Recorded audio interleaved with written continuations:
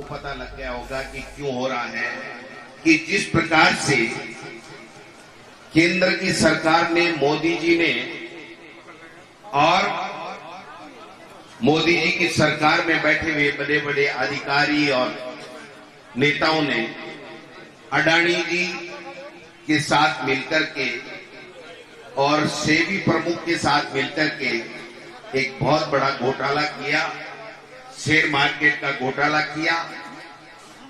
हमारे दिल्ली में बैठक हुई, आदरणीय खड़गे साहब, हमारे नेता राहुल गांधी जी और तमाम प्रदेशों के अध्यक्ष थे। चर्चा चली कि किस प्रकार से हमें ये कार्यक्रम हाथ में लेकर के इस महाघोटाले के बारे में देश और प्रदेश के लोगों को सच्चाई बताना है। मैं निवेदन करना चाहता हूं कि मोटा मोटी अगर हम कोई बात करें तो न कोई हर किसी के सेबी समझ में आता है, न हिडनबर्ग समझ में आता है, न केवल घोटाले की बात करते हैं लेकिन पूरी बात समझ में नहीं आती है। लेकिन हम सब ने तय किया कि हम प्रदेशों में, जिलों में, ब्लॉकों में जाएंगे, इस बात को समझाएंगे कि किस प्रकार से सुनियोजित रूप से चंद 1, 2, 3 बड़े उद्योगपतियों को, जिसमें अडानी जी शामिल हैं, उनको लाभ देने के लिए देश की तमाम परिसंपत्तियों के ऊपर कब्जा कराने के लिए इन्होंने किस प्रकार से मिली भगत करके घोटाले किए हैं और आम व्यक्ति को प्रताड़ित करने का काम किया है, आम व्यक्ति को और ज्यादा गरीब करने का काम किया है, उसके हितों के साथ में उन्होंने शोषण करने का काम किया है। मैं समझता हूं कि आप सब लोगों को एक मोटी मोटी बात समझ में आ गई होगी कि इन्होंने जो सेबी की जो संस्था है और उसकी प्रमुख है, पहली बात तो मैं कहना चाहता हूं कि देश में पहली बार सेबी की प्रमुख जो है वो माधवीपुरी बुच, ये प्राइवेट महिला है। पहली बार देश के अंदर सेबी के अंदर इस प्रकार की नियुक्ति हुई और ये वहीं से शुरुआत हो गई। उसके बाद में सेल कंपनियां और सेल कंपनियों के माध्यम से money laundering, accounting of fraud और विदेशी कंपनियां जो सेल कंपनियां हैं उसके माध्यम से अडानी की कंपनियों का शेयर बढ़ाना, उनकी वैल्यू बढ़ाना और वैल्यू बढ़ा करके देश के नहीं विश्व के सबसे बड़े उनको साबित करना, उद्योगपति सबसे ज्यादा पैसे वाला साबित करना और उसके बाद में उसको देश की पूरी संपत्तियां, जिसमें हमारी नवरत्न कंपनियां भी हैं, हमारे एयरपोर्ट भी हैं, और जैसे मेरे से पहले वक्ताओं ने कहा कि चाहे कोयला का व्यापार हो, चाहे तेल का व्यापार हो, चाहे वो किसी भी चीज का व्यापार हो, चाहे सौर ऊर्जा का व्यापार हो, बिजली लगाने की बात हो, चाहे कुछ भी बिजली के उपकरण बनाने की बात हो, तमाम पूरे के पूरे व्यापारों के ऊपर इनका कब्जा करा दिया। और सारी की सारी वो संस्थाएं जो 70 साल में कांग्रेस पार्टी और इस देश के लोगों ने मेहनत करके बनाई, उन कंपनियों से जो मुनाफा हो रहा है उसका एग्रीमेंट इन्होंने अडानी जी और उनकी कंपनियों के साथ करके और पूरा का पूरा धन इस घोटालों के माध्यम से अडानी बंधुओं को देने का काम किया है। अब आप समझिए बात को कि जिस दिन राहुल गांधी जी ने संसद में कहा था कि 20,000 करोड़ रुपए इन अडानी जी की सेल कंपनियों में किसके हैं, और जिस दिन राहुल गांधी जी ने वो बात कही थी, आप सबके संज्ञान में है ये बात कि राहुल गांधी जी के खिलाफ आनंद फानन में रुका हुआ केस चालू हुआ, उनकी लोकसभा की सदस्यता को समाप्त किया गया और आपने देखा होगा कि किस प्रकार से सुप्रीम कोर्ट तक जाना पड़ा। और अब ये खुलासा हो चुका है कि जो राहुल गांधी जी ने बात पूछी थी अब प्रमाणित हो चुकी है कि किस प्रकार सेबी से मिलकर के अडानी के लिए यह सरकार काम कर रही है। एक से बढ़कर के एक बातें मैं बता सकता हूं, इसके बारे में पूरी रिपोर्ट हमारे पास में है कि इन्होंने किस प्रकार से किया है। इन अडानी की कंपनियों के शेयर बढ़ाने का काम हुआ, उसके लिए आप सोर फंड का इस्तेमाल किया। अडानी और उनके करीबियों ने सेल कंपनियों का नेटवर्क बनाया, अरबों डॉलर का घोटाला किया। स्टॉक कंपनियों में, अडानी ग्रुप की कंपनियों में स्टॉक को मैनिपुलेट किया गया, उनके मैनिपुलेट करके बढ़ाया गया। मॉरिशस और दूसरे देश की सही कंपनियों में पैसे भेजे, उन कंपनियों ने अडानी ग्रुप के शेयरों में निवेश कर मैनिपुलेट किया, मनी लॉन्ड्रिंग की गई, अकाउंटिंग फ्रॉड किया गया और इन कर्ज, अडानी की कंपनियों पर कर्ज को देखते हुए उनकी कीमत ज्यादा बताई गई, जिससे उसको और ज्यादा कर्ज मिल सके और वो कर्ज मिलकर के देश की और विदेशों की परिसंपत्तियों के ऊपर अडानी किस प्रकार से कब्जा कर सके।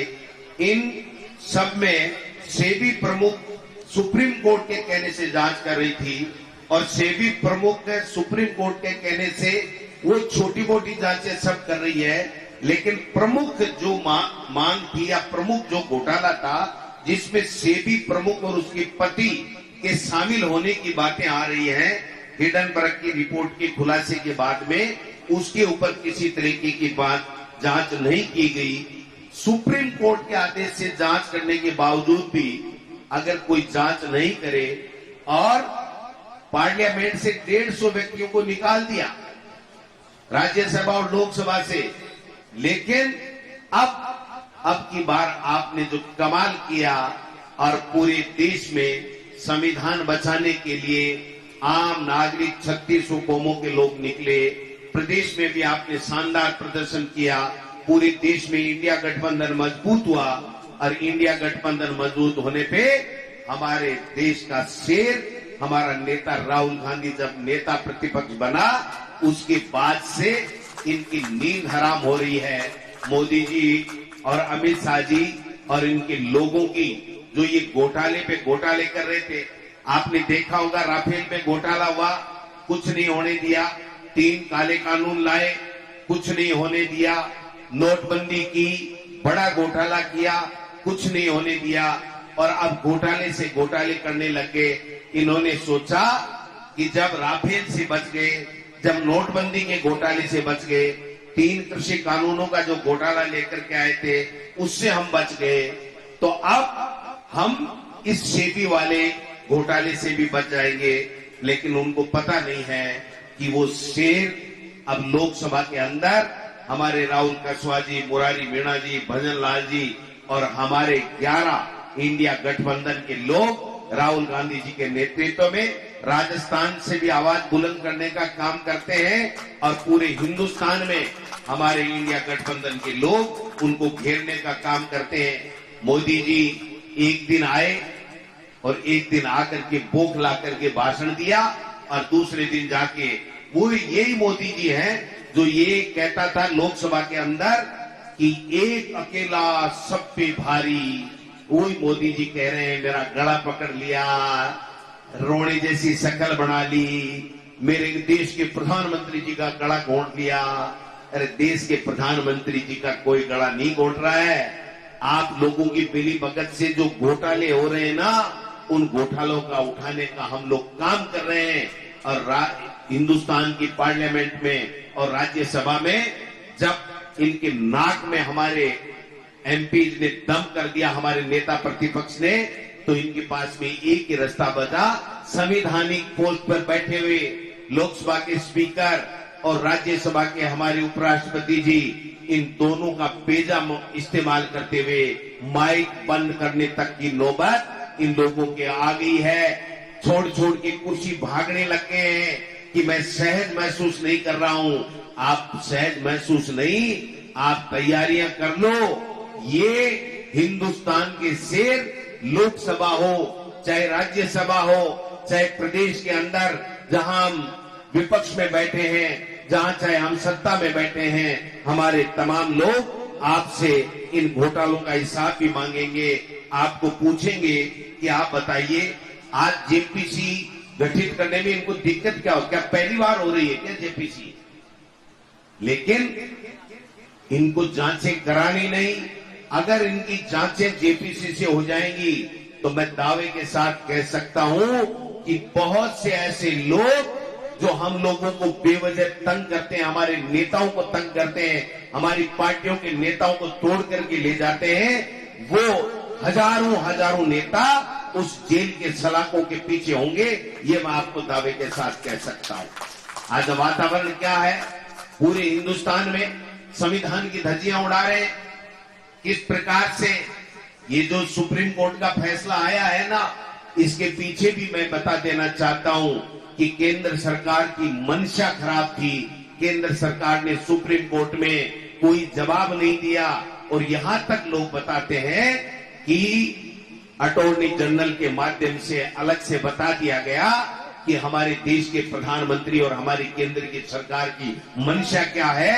मैं समझता हूं कि शायद उस फैसले में इसकी छाप भी कोई आई होगी, तो हम नहीं कह सकते, लेकिन ये आम चर्चा का विषय है कि ये इस प्रकार के फैसले ला करके सिविल कोड की, समान नागरिक संहिता की बात करके, हिंदू मुस्लिम करके आप कितने दिन बचोगे। आपने घोटाले किए हैं, आपको जवाब देना पड़ेगा। यहां पर राजस्थान में जो आलम है, राजस्थान के अंदर आप देख रहे हो कि मुख्यमंत्री की मंत्री और विधायक नहीं मानते, मंत्री और विधायकों की जनता नहीं मानती, ब्यूरोक्रेट्स नहीं मानते। पता ही नहीं कौन सरकार चला रहा है, कहां से चल रही है, इस सरकार की टांग कहां है, पूंछ कहां है, हाथ कहां है, किसी को कुछ पता नहीं है। कोई इस्तीफा जेब में लिए घूम रहा है, 1.5 महीने से इस्तीफा तेर रहा है। कल तो एक वाकया जोरदार हो गया, जिसको 5 साल की, जिन नेताजी को 5 साल की उम्मीद थी कि राज्यसभा के माध्यम से या लोकसभा के माध्यम से मुझे 5 साल मिलेंगे, वो 5 साल भी नहीं मिले। राहुल जी 2 साल मांगे, 2 साल भी नहीं मिले, और अब तो गैर हाजिरी लगा करके प्रताड़ित करने का काम और किया जा रहा है। इससे ज्यादा शर्म की कोई बात हो नहीं सकती है। अपने ही नेताओं को प्रताड़ित वो करता है जो फिर उसके बाद में कोई काम नहीं बचता है। इसलिए मैं तो इतना निवेदन करना चाहता हूं कि यहां राजस्थान में सरकार नाम की कोई चीज नहीं है। 9 महीने हो गए, बात क्या करते हैं, हम कांग्रेस के सरकार के समय की घोटालों की जांच कर रहे हैं। मना किसने किया? घोटालों की जांच करो, घोटालेबाजों को जेल के अंदर सलाखों के पीछे डालने का काम करो। लेकिन ये भाषण देने से काम नहीं चलेगा। आपको 5 साल के लिए सरकार में बैठाया है। राजस्थान की जनता ने बहुत आशा और उम्मीद और आपके किए गए वादों के ऊपर विश्वास करके बैठाया है। आपको काम करना पड़ेगा। दूसरे को गाड़ी देने से काम नहीं चलेगा, आपको काम करना पड़ेगा। आप देख सकते हो यमुना जल की बात आज भी शायद मीडिया में कहीं आया है कि राजस्थान में यमुना जल का पानी तो मुख्यमंत्री जी छोड़ दीजिए लेना, आप ला ही नहीं सकते, मेरी गारंटी है, एक बूंद नहीं ला सकते हो। लेकिन मैं ये कहना चाहता हूं कि यहाँ के अधिकारियों को, यहाँ के मंत्री को वहां पर हरियाणा में घुसने नहीं दिया जा रहा है। डीपीआर की बात करते हैं तो इनका टेलीफोन काट दिया जाता है कि आप छोड़िए इन बातों को। हमने आपको बेवकूफ बना करके, और हमने इसलिए एग्रीमेंट किया है कि हरियाणा में हम जैसे तैसे चुनाव जीत सके।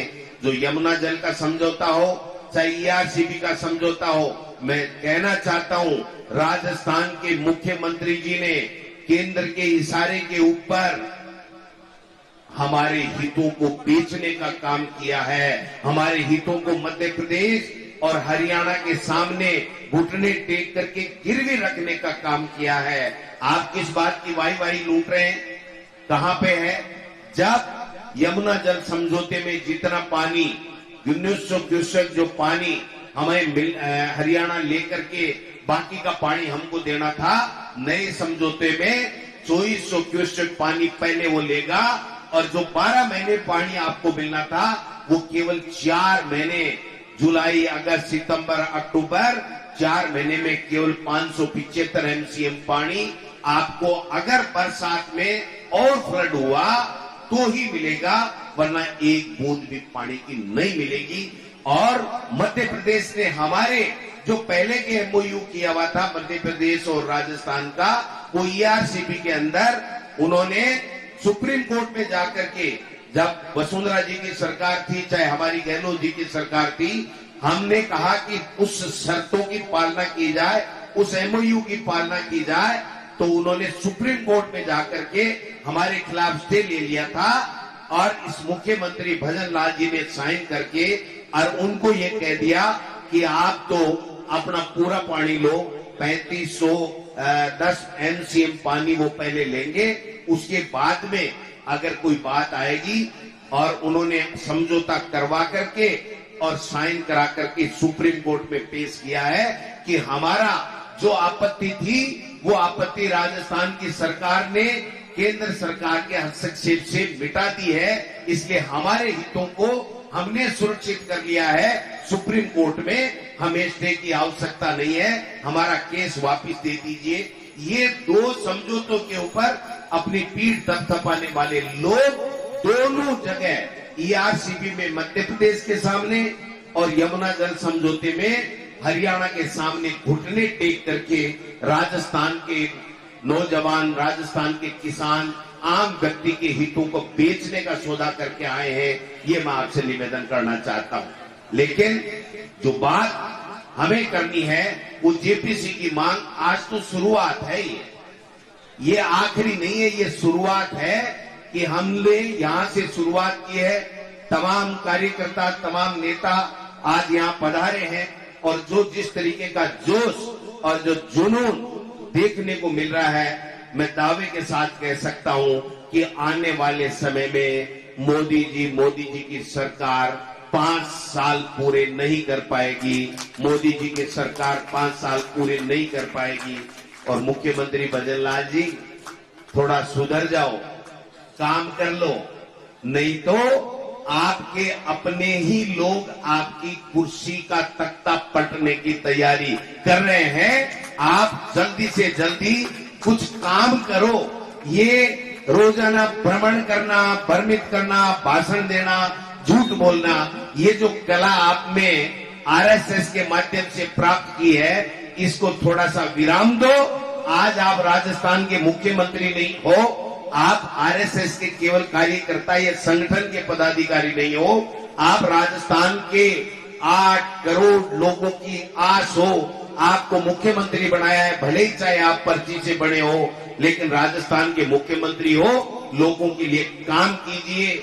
लोग पानी में तरस रहे थे, बिजली के लिए तरस रहे हैं, किसान परेशान हैं, लू में लोग मर गए, आज कोई काम नहीं हो रहा है, जनता की कोई सुनवाई करने वाला नहीं है, मंत्रियों की चलती नहीं है, एमएलए कह रहे हैं कि हम क्या बने हमें पता नहीं। अरे भाई, ये लोकतंत्र है। ये जो महात्मा गांधी जी ने हमें देश की आजादी दिलाई और महान नेताओं ने, महापुरुषों ने, जो स्वतंत्रता सेनानियों ने अपने प्राण न्योछावर करके जो ये आजादी और लोकतंत्र देश का जो विश्व का सबसे मजबूत है ये लिया था, इस लोकतंत्र को खतरा होने लग गया है। आप देखिए, आज राजस्थान के अंदर कोई भी मंत्री, कोई भी एमएलए चुना हुआ जनप्रतिनिधि बीजेपी का ये नहीं कह सकता कि ये वाजिब काम है, मैं तेरा करवा दूंगा। जब इन मंत्रियों के पास जाते हैं तो कहते हैं मेरी चलती नहीं है, मेरी अधिकारी मानता नहीं है। मुख्यमंत्री जी के पास जाते हैं तो कि यार मेरी से तो किरोड़ी नहीं पट रहा, मैं करूं क्या, मेरी मानता कोई नहीं है। ये जो सर्कस बना दिया, सरकार बनाई थी जनता ने, और ये जो सर्कस बन गया, इस सर्कस को मुख्यमंत्री जी बंद करो। और हम कहना चाहते हैं कि ये शुरुआत है, ये अंगड़ाई ली है खड़गे साहब और राहुल गांधी जी के नेतृत्व में। पूरी कांग्रेस पार्टी के तमाम कार्यकर्ता, तमाम नेता, हम सब मिलकर के ईंट से ईंट बजाएंगे, अलग जगाएंगे, गांव गांव जाएंगे, वार्डों में जाएंगे, मोहल्लों में जाएंगे, गांव में जाएंगे, जनता को बताएंगे कि ये महा घोटालेबाज लोग हैं और पूरी की पूरी संपदा ये अडानी और अंबानी जैसे बड़े उद्योगपतियों को लुटाने का काम कर रहे हैं। आज आप देखिए, एक नमूना बताना चाहता हूं, छोटा सा नमूना आप देख लीजिए कि जब भारत सरकार के पास में जयपुर एयरपोर्ट था, प्रताप जी, जयपुर एयरपोर्ट था, तो वहां पर जितनी दुकानें अंदर लगी हुई थी उससे 10 गुना दुकानें अडानी को देने के बाद में और बढ़ा दी। आदमी को अगर कहीं फ्रेश होना हो, टॉयलेट की तरफ जाना चाहता हो, तो भी टेढ़ा होके निकलना पड़ता है, इतनी दुकानें इस एयरपोर्ट के ऊपर लगा दी। अरे भाई शर्म करो, सब कुछ बेच दिया। कम से कम 150 के लगभग 100 पीस अडानी के आने के बाद में इस एयरपोर्ट के अंदर नई लग गई।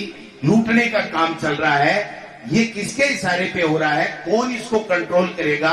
जब शेयरों के अंदर आम आदमी ये देखता है कि इस का शेयर बढ़ रहा है, मुझे थोड़ा इन्वेस्ट करना चाहिए, और उसके 12 महीने 6 महीने 8 महीने बाद में पता चलता है कि वो कंपनी फेल हो गई, क्योंकि वो सेल कंपनी थी, उसका एक बार बढ़ाया गया, उसके जो वैल्यू है उसका इस्तेमाल करके बड़े बड़े एयरपोर्ट लिए गए, बड़े बड़े इंफ्रास्ट्रक्चर जो देश में खड़े किए गए नवरत्न कंपनियों के द्वारा, उनको लिया गया, और उसके बाद में उस सेल कंपनी को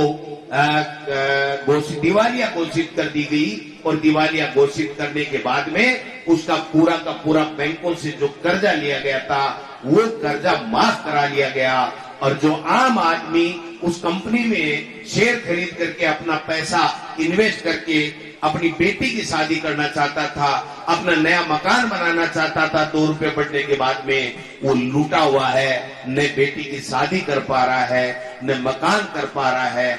आज जो स्थितियां बनी हुई हैं देश और प्रदेश में, घोटाले से घोटाले कर रहे हैं।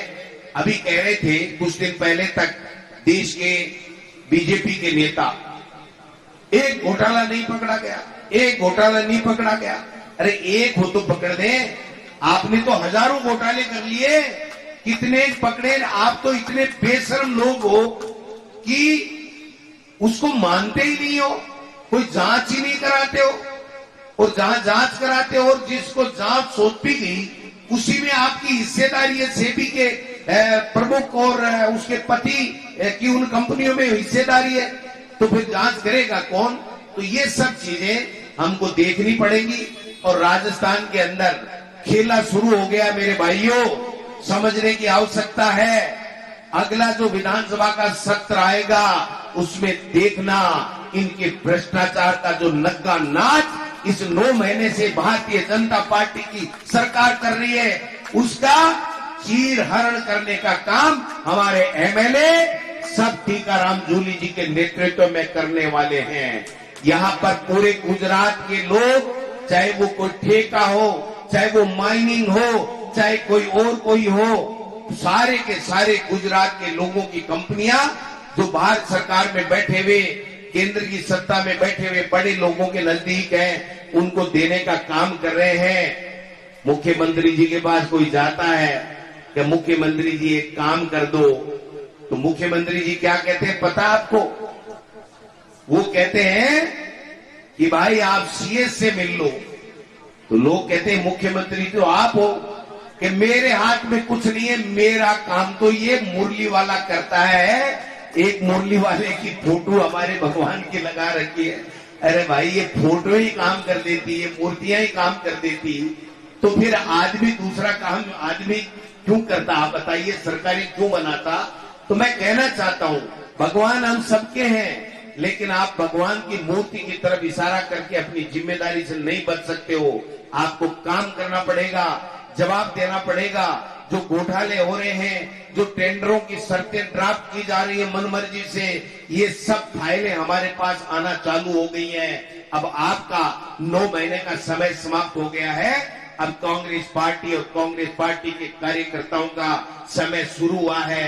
हम एक एक की नाक में नकेल डाल करके तुम्हारे भ्रष्टाचार को उजागर भी करेंगे, और आप तो पता नहीं जेलों में कब किसको भेजोगे। आपको जेल में भेजने के लिए गोविंद डोटासरा और तमाम कांग्रेस के कार्यकर्ता विधानसभा में जूली साहब के नेतृत्व में, और यहाँ कांग्रेस पार्टी के तमाम नेता कांग्रेस संगठन को साथ लेकर के हम लोग आपको बेनकाब करने का काम करेंगे। इसलिए राजस्थान में भी जो घोटाले हो रहे हैं उनके ऊपर भी कार्यकर्ताओं से, नेताओं से आग्रह करना चाहता हूं, आप तैयार हो जाइए, नजर रखिए। और दिल्ली के अंदर राहुल गांधी जी के नेतृत्व में और हमारे खड़गे साहब की अध्यक्षता के अंदर वहां पर भी खेला शुरू हो गया है। इनका जीना दूबर हो गया है। ये कह रहे हैं ये हो क्या रहा है। मैं कल सूरत गया था, तो वहां पर जब हम पहले चुनाव में जाते थे तो हरीश जी वहां पर ये बातें होती थी, नहीं साहब हम तो मोदी जी और अमित शाह जी और बीजेपी को वोट देंगे। लेकिन कल मैंने वहां नजारा देखा, 1000-1500 आदमी वहां पर इकट्ठे हुए थे। 80% से ज्यादा लोग ये कह रहे थे, अरे भाई साहब हमको डरा रखा है, हमको पुलिस भेज देते हैं, हमारे पास ईडी इनकम टैक्स सीबीआई भेज देते हैं, हमारे पास नेताओं का फोन आ जाता है, हम डरे हुए हैं, वरना इन्होंने तो हमारा व्यापार चौपट कर दिया, हमारा जीना दूभर कर दिया, रात को आराम से हमें नींद नहीं आती है कि कब ये टेलीफोन करके कब धमका देंगे। इस तरह का वातावरण जिस गुजरात मॉडल की बात कर रहे थे वहां पर होने का काम हो गया है। इसलिए मैं तो निवेदन करना चाहता हूं कि इस महाघोटाले की जेपीसी ज्वाइंट पार्लियामेंट्री कमेटी से जांच के लिए हम लोग आज की शुरुआत है, इसको आगे बढ़ाने का काम करेंगे। घोटाले में सेबी की गंभीर कमियां उजागर करके तत्काल उनके खिलाफ कार्रवाई करके उनको इस्तीफा दिलाने के लिए मजबूर करें, केंद्र की सरकार उनका इस्तीफा ले, इसकी मांग भी करेंगे। और जिन निवेशकों को नुकसान हुआ है उसकी भी भारत सरकार जिम्मेदारी ले। और सुप्रीम कोर्ट से भी हमारा आग्रह रहेगा कि स्वतः संज्ञान लेकर के आपके आदेश पे ये जांच हुई थी और वो जांच सही नहीं हुई, इसलिए उसके ऊपर भी इनके ऊपर काम करने का काम करेंगे। इसलिए आप सब लोग आए हो, काफी बरसात ने भी हमारी बात रख दी है। तमाम कार्यकर्ता कहीं साहब प्रधान जी रीतगढ़ जी जोरा गोटा घूमेला आप देखिया थे, इनकी तो बातें बातें चलेंगी। और अब देखना कि ये शुरुआत हो चुकी है। कांग्रेस का कार्यकर्ता खड़गे साहब और राहुल गांधी जी के नेतृत्व में खड़ा हो गया है। राजस्थान की कांग्रेस एक बंद